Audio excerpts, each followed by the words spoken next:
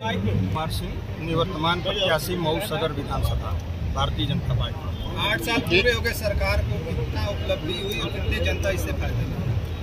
8 साल सेवा, सुशासन और सुरक्षा का पूरा होने पर आज जो है कार्यक्रम 3 दिन लगातार पूरे प्रदेश में चल रहा है। और आप लोगों ने भी देखा होगा कि 17 के पहले की क्या स्थितियाँ थी, 17 के बाद की क्या है। आप लोग इसी जनपद के रहने वाले हैं और इसी जनपद में अपराधियों का तांडव आप लोगों ने देखा होगा।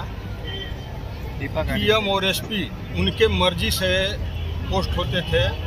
उनके आतंक का, उनके अत्याचार का भुक्तभोगी मैं भी हूँ, सारे लोग जानते हैं जी।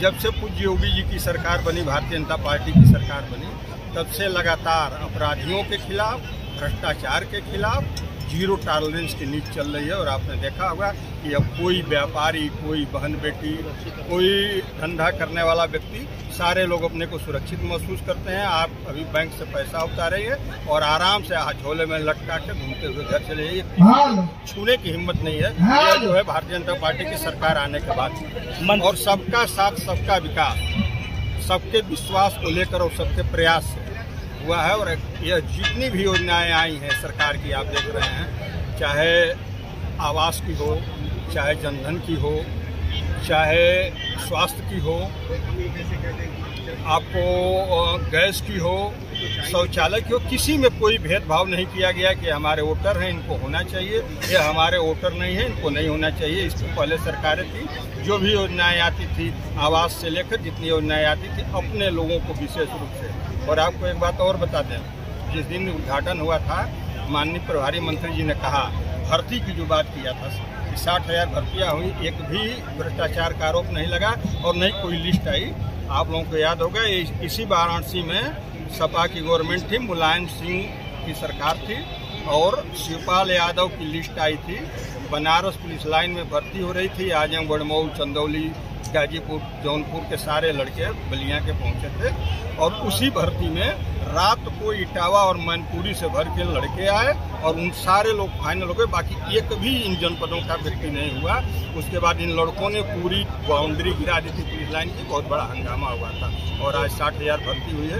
कोई एक व्यक्ति बता दे कि कहीं भ्रष्टाचार हुआ है, क्या पैसा? मंत्री जी ने मन से आपके भाई की हत्या की बात की, इस पे क्या देखिए, भाई की हत्या 2009 में हुई, 29 अगस्त 2009। फिर उनमें जो सहयोगी रहे, जो उसमें गवाह रहे, राम सिंह मौर्य, और सुरक्षा में सिपाही लगाए गए थे 37 को, उनको 19 मार्च 2010 को RTO दफ्तर के सामने उनकी हत्या।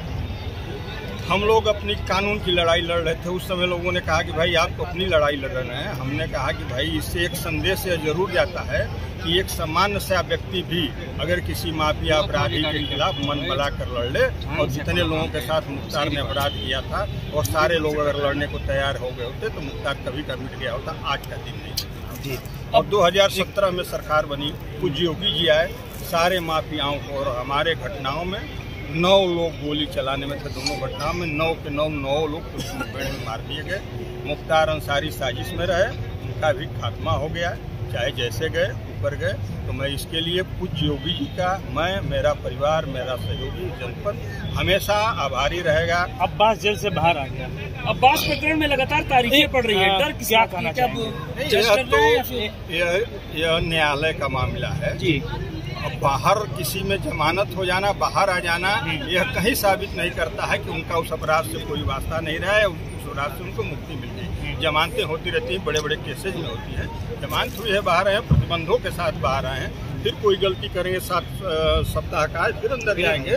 और ऐसे लोगों को, जैसे मंत्री जी ने मन से कहा कि बार बार हम लोग जब चुनाव आता है तो हम लोग भूल जाते हैं कि कौन लोग काम करते हैं, किन से आसानी से मिला जा सकता है और किन सरकारों से मुझे लाभ होता है। हम जातिवाद में बढ़ जाते हैं, धर्मवाद में चले जाते हैं।